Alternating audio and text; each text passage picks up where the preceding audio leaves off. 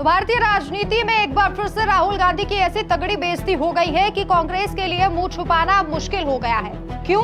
क्योंकि जो गठबंधन का नया साथी था, जिसके दम पर सरकार बनाई थी, अब उन्होंने अपना कंधा पीछे खींच लिया है और इसीलिए कहा जा रहा है कि इतिहास में सबसे भयंकर बेइज्जती राहुल गांधी की अब हुई है।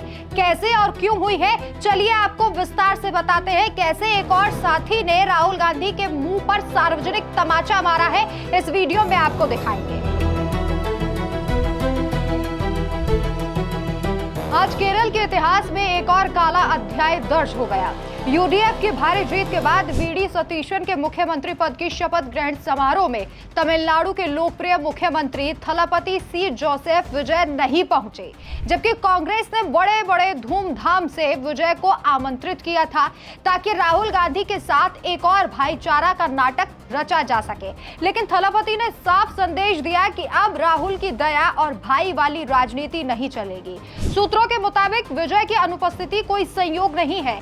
तमिलनाडु के शपथ ग्रहण समारोह में राहुल गांधी को मेरा भाई कहकर बुलाया गया था, लेकिन उसके बाद जो हुआ उसने सारी तस्वीर बदल दी। कांग्रेस के अंदरूनी सूत्र बताते हैं कि राहुल की टीम ने विजय को केरल में कांग्रेस की शर्तों पर आने के साथ दबाव बनाया, लेकिन थलापति ने जो अपनी पार्टी टीवीके के दम पर तमिलनाडु में सत्ता तक पहुंचे, अब कांग्रेस के सामने घुटने टेकने वाले गठबंधन में शामिल होने को तैयार नहीं है।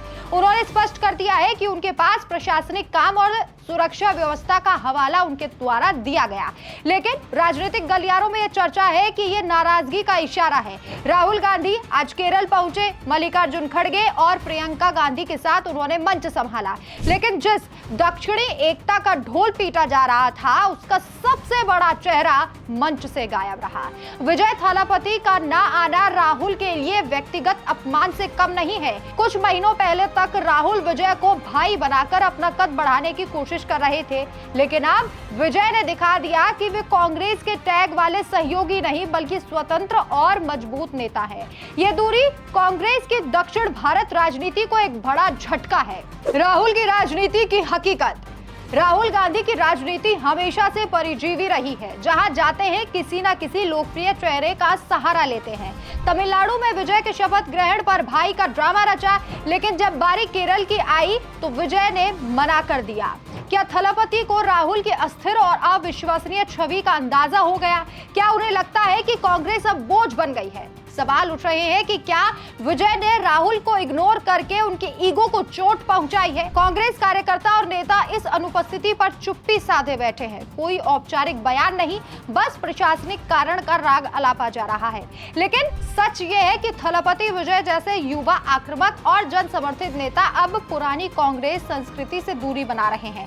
वे जानते हैं कि राहुल के साथ जुड़ने का मतलब फैसले दिल्ली से, क्रेडिट सीधा राहुल को और दोष स्थानीय नेताओं पर होगा।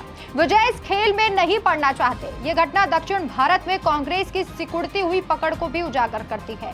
केरल में यूडीएफ जीती जरूर, लेकिन असली ताकत का प्रदर्शन करने का मौका चूक गए। राहुल गांधी का विपक्षी एकता का नारा एक बार फिर से खोखला साबित हुआ।